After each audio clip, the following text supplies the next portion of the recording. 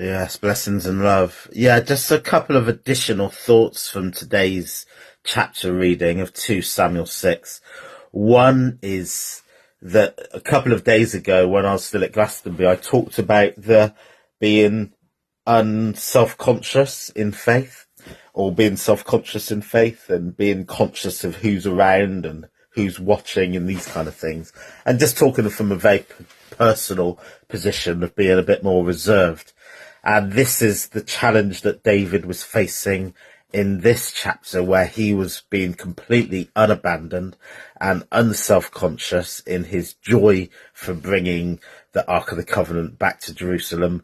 But Michal, his wife, Saul's daughter, was not impressed, and she was one of the people watching him and judging him and thinking that it's not appropriate.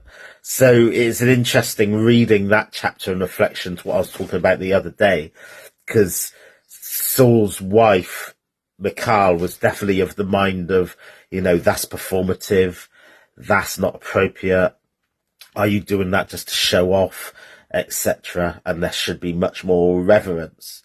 Where in Saul's mind, he's not thinking on that level, and he just says, this isn't about me, this isn't about me looking, cool or not, or whatever, I'm not doing it to show off, this is just showing my true glory to God, and I'll never be ashamed of that, and I'll do even more so. There is also within the Bible, even within this chapter, the flip side to that, which is also about treating God with reverence and due respectful obedience. We saw that with Uzzah when he touched the Ark of the Covenant, when it stumbled, when the cattle stumbled on the threshing floor. And that was seen to be an informal approach to God. And ultimately he lost his life because of that, because no one is allowed to touch the Ark of the Covenant. So there's a slight duality when it comes to what's seen as appropriate or inappropriate behaviour around the Ark and around reverence to God. And it's an interesting one that Michal allegorically would be playing that role of the voice on the shoulder. Should you be doing this and should you be doing that? Where David in that later chapter is the voice, not even the voice, is just a pure unabandoned spirit and pure unadulterated joy and worship that we can all have. So yeah, I just wanted to reflect on that element of it, because I thought that was an interesting dynamic.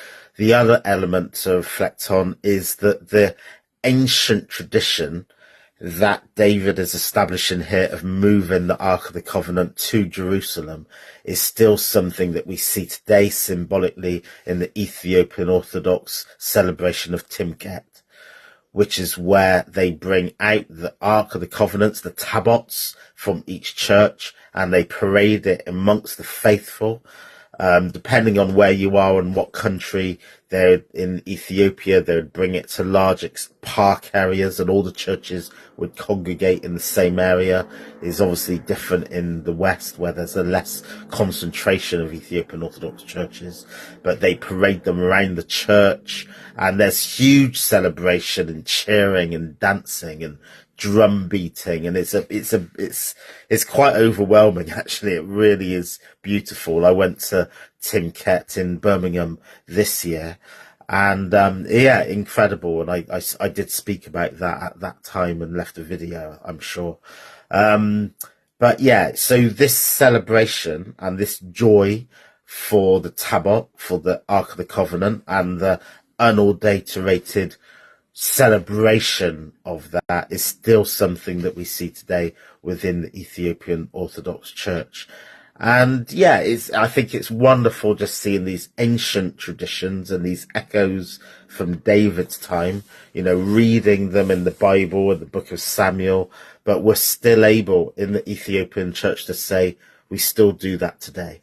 That's still a part of our spiritual practice today. That's still part of our faith works today.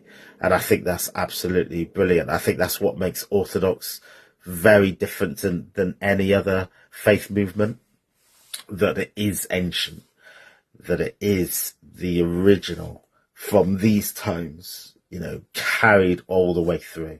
And I think that's one of the real appeals of Orthodox, that it is, untainted in that way. And I think that's quite beautiful, really.